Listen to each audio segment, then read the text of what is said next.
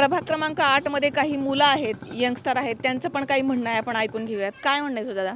आमचं म्हणणं असंच आहे, जास्त म्हणणं नाही, फक्त की इकडे आता मंदिर वगैरे आहे, पण इकडे गाड्या वगैरे जास्त पार्क होतात.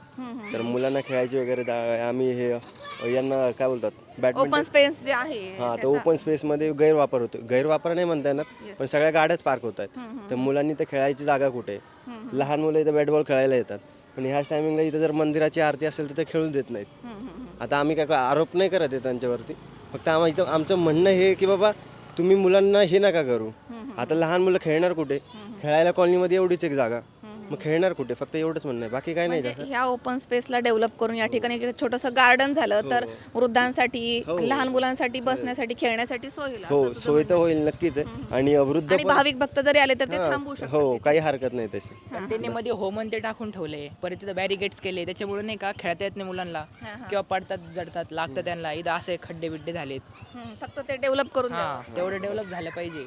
हां. आरतीच्या वेळेस म्हणतात की खेळू नका, आतमध्ये बॉल गेला तर परत देत नाही. बरं. हां. असंच एवढंच.